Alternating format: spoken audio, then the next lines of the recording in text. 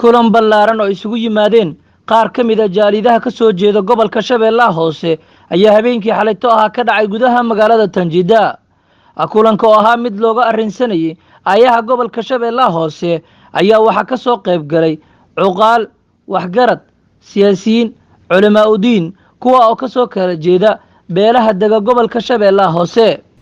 waxaan mahadgaar u celinaynaa idaacada TV-da Royal TV oo daa'iman u taagan danaha dadka Shabeellaha Hoose ayaa mahadgaar u celinaynaa. tan kale inta waxaa u sheegaynaa dowladda Soomaaliya mowqifkeeda ku wajahan Shabeellaha Hoose inay wax ka bedesho, maamulkooda inay u daayso, afgooy inay u daayso magaalada Marka ina baraawo loo daayo.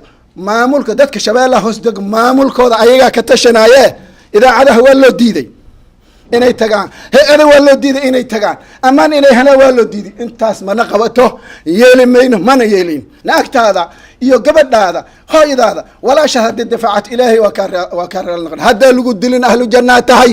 ilaahay subxaanahu wa tacaala wuxuu ina farayaa cadaaladda.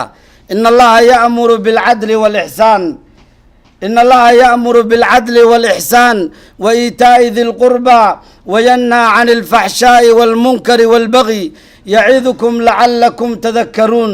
إلهي وحونا فريا ومدحد فريا ومدى فريا علماء فريا سياسيين فريا أقوياء فريا قف ولب مسلم وحو فريا عدالة إلهي سبحانه وتعالى وفريا إن اسبتال ما هيسنو waxbarasho ma haysano, gurigeena la gubay number konton la gubay, dawladda kama hadlin.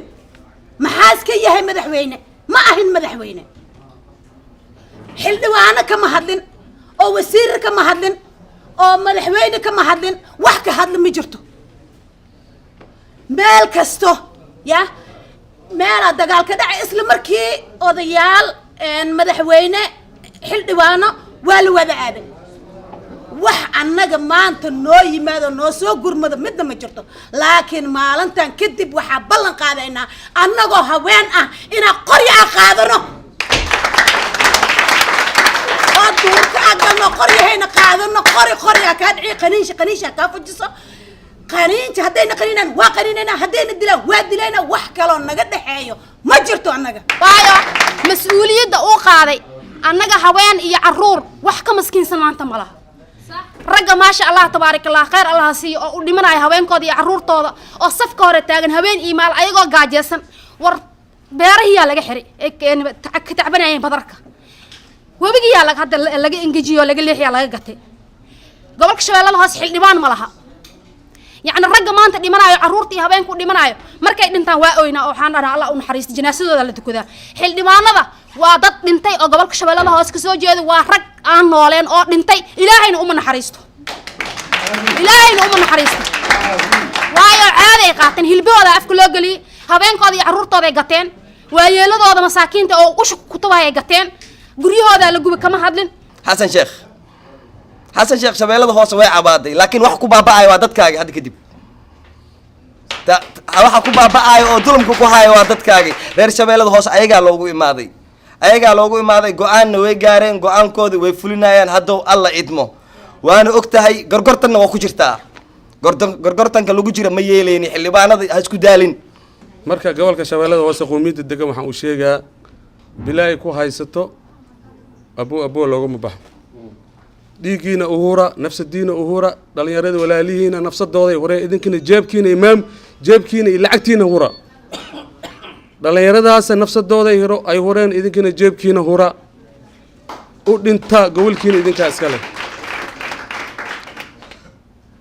tan kale labaad xildhibaanada ka soo jeeda gobolka Shabeellaha Hoose waa xildhibaan kursigooda ilaashado iyo $1,000 ay qaataan.